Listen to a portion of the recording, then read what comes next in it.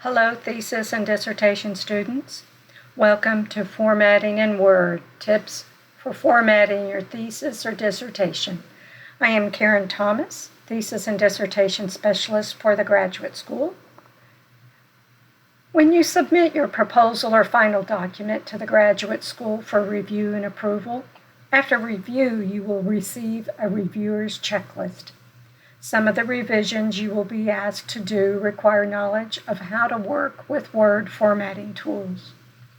I will review the most common formatting requests the Graduate School may ask of you. I will explain how to reveal formatting marks and why that is important. I will explain how to insert page numbers on a page other than the first page and how to change the style of a page number. I will show how to reveal ruler bars on a page and how they are used in the review process. I will describe how to insert a landscape-oriented page and then add a page number in the right position on that page. I will show how to resize figures that are too large for a page or too small to be read. Revealing format marks. By revealing format marks in your document, you will be able to see, for example, how many spaces are between words or characters, or that there is an extra space at the top of your document. To reveal formatting marks in your document, in the top ribbon, select File, then Options, then Display, and under the section Always Show These Formatting Marks on the Screen, select the following options, noting what the corresponding symbols look like. Tab characters, spaces, and paragraph marks. Click OK to accept the changes. Your document will now show formatting by the corresponding symbol, a dot for a space, an arrow for a tab space, and a paragraph symbol for a new paragraph or return. Having these formatting symbols showing in your document can be helpful when, for instance, you are asked to have consistent spacing before and after the dot leader lines in the table of contents. Page numbers. The Graduate School requires that the first 2 pages of the preliminary pages of your document not be numbered, and to start page numbering on the 3rd page of the preliminary pages. To begin page numbering on this 3rd page, place your cursor at the end of the text on the page before the page you will begin page numbering. Insert a next page by going to the Layout tab in the toolbar and clicking on the option Breaks, as shown in the screenshot on the left. Once the next page break is inserted, place your cursor at the top of the page that the page numbering will begin. Graduate School requires a lowercase Roman numeral 3 to be the first page number showing. To insert this page number in the toolbar, go to Insert, Page Number, then click on the down arrow next to Page Number. This will open a dialog box as shown in the screenshot on the right. Select the option Top of Page and then select the plain number 3 for the position of the page number. You will then need to remove the numbers from the first 2 pages and change the page number style to a Roman numeral. To remove page numbers from the first 2 pages, place your cursor in the header of the 3rd page by clicking twice at the top of the page. A header-footer toolbar will appear at the top of the page. In that toolbar, deselect Link to Previous. If it is selected, it will appear darker gray. Then go to the header on the first page and delete the page number, and then confirm it is deleted from the 2nd page also.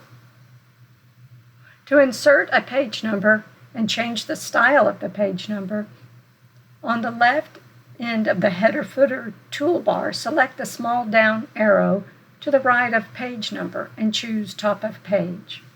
A list of options for the position of the page number will show. Select the image with the page number in the top right corner.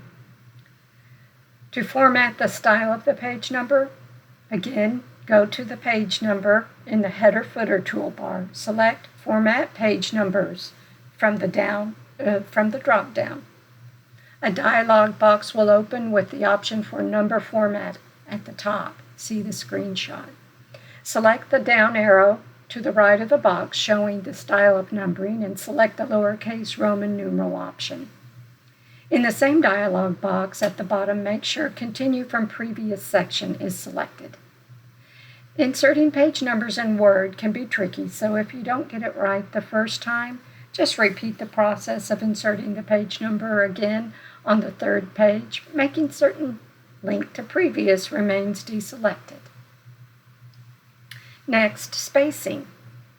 Often, a document has default spacing settings that do not conform to the graduate school requirement that most all the spacing in your document be set to double-spaced.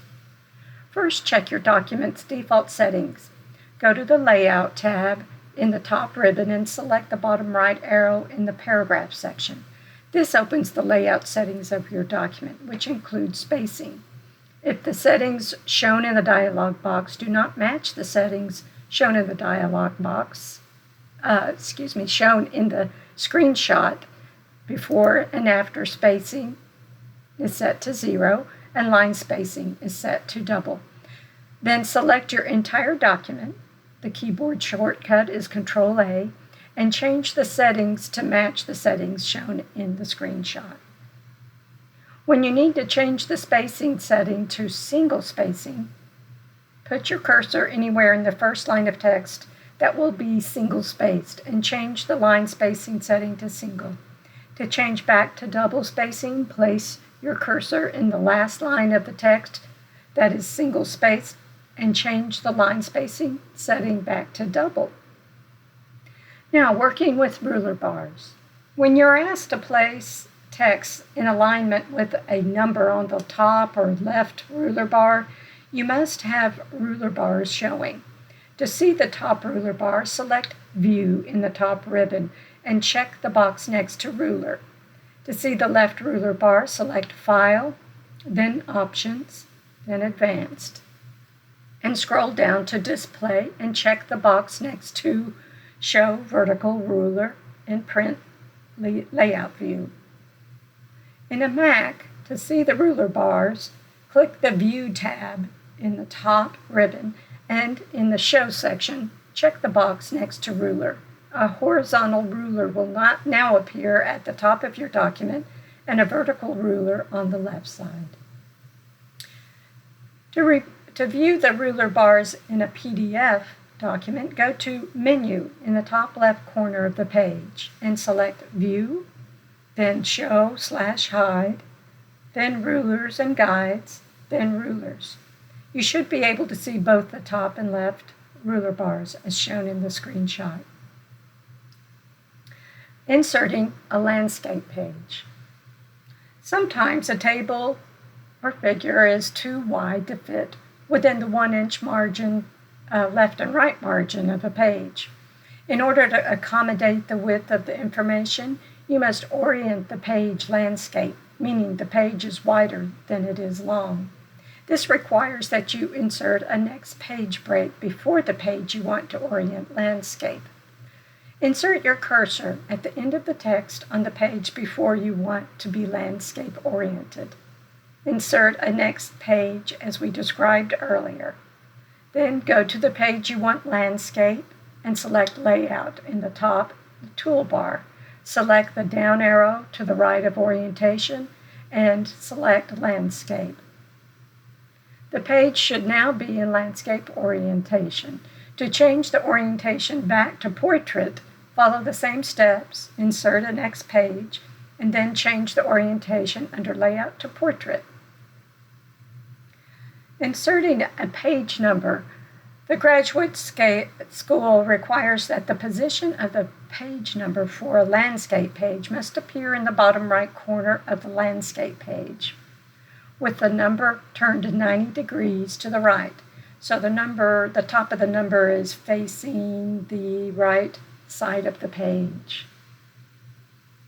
That way, this way, when the landscape page is printed, the page number will appear in the same place as on a portrait page.